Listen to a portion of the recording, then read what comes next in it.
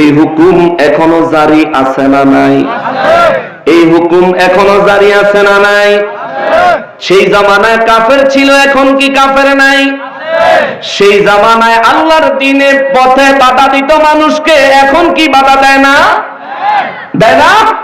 ওই জামানার কাফিরের পরিণতি আর এই জামানার কাফিরের পরিণতি পার্থক্য আছে? ওই জামানায় আল্লাহর পথে বাধা দানকারী আর এই জামানায় আল্লাহর পথে বাধা দানকারীর কোনো পার্থক্য আছে? দুই বাধা দানকারী, দুই কুফরি করনেওয়ালার মধ্যে কোনো পার্থক্য নাই। অতএব তাদের জন্য আল্লাহ যা বলছে, আদাল্লা আমালাহুম, তাদের সমস্ত আমল আমি আল্লাহ ধ্বংস করে দিয়েছি, ধ্বংস করে দিয়েছি, ধ্বংস করে দিয়েছি। আজকে কোরআন থেকে আল্লাহর এই বিধান জানার পরে আপনাদেরকে অনুরোধ করব, কোন ভালো কাজের বিরোধিতা কখনোই করবেন না। আল্লাহর দ্বীনের কোন মজলিসের বিরোধিতা কখনোই করবেন না। আপনার বিরোধিতাটা যদি সঠিক হয় তাইলে তো বাচ্চা গেলেন, আর কোনোভাবে যদি ব্যাঠিক হয় সারা জীবনে যত আমল করেছেন সব বরবাদ করে দিবে কে? উপায় আছে? উপায় আছে? এমনিতেই আমলে 5 ওয়াক্ত নামাজের পাবন্দি নাই, সুন্নতি পোশাকের পাবন্দি আমাদের আমলনামায় নাই। সামান্য অল্প তুচ্ছ কিছু আমল নেক আমল আমাদের আমলনামায় আছে, সেইটাও যদি নিজের অসাবধানতার কারণে, ব্যাককলগিরির কারণে যদি সেটাও ধ্বংস হয়ে যায়, তাহলে আমাদের উপায় আছে নি? উপায় আছে? বিপদের সীমা থাকতো না।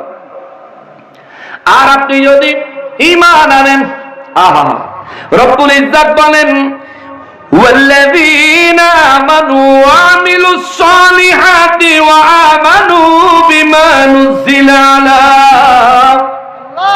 মুহাম্মাদিন ওয়া হুয়াল হাক্কু মির রাব্বিহিম কাফফারা আনহুম সাইয়্যাতিহিম ওয়া আসলাহা বালাহুম।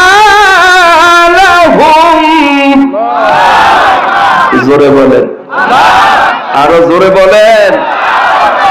আপনি যদি মুমিন হন, এই আয়াতের ঘোষণা আপনার জন্য। মারহাবা কর, জোরে বলেন মারহাবা। রব্বুল ইজ্জত বলেন, আল্লাযীনা ওয়াল্লাযীনা, আর যারা আমানু ঈমান এনেছে, আমি আল্লাহর উপর ঈমান এনেছে, আপনি রাসূলুল্লাহর উপর ঈমান এনেছে। আল্লাহ কয়জন? আল্লাহর কোন শরীক নাই।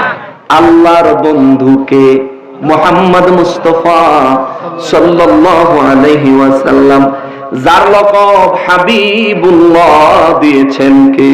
আল্লাহ। জোরে বলেন কে? আর জোরে বলেন না কে? আল্লাহ দিছে। আমার নবীজির লকব হলো হাবিবুল্লাহ, আল্লাহর হাবিব। আল্লাহু আকবার। ওই নবী আমার মতন? আমি ওই নবীর মতো? মুসলমান এত বোকা হয়েন না, ঈমানের ক্ষেত্রে মজবুত হন। ঈমানের ক্ষেত্রে মজবুত হন, নবীর ক্ষেত্রে মজবুত হন, মজবুত হন, মজবুত হন। নবী বলেন, লা ইউমিনু আহাদুকুম হাত্তা আকুনা আহাব্বা ইলাইহি মিন ওয়ালিদিহি ওয়া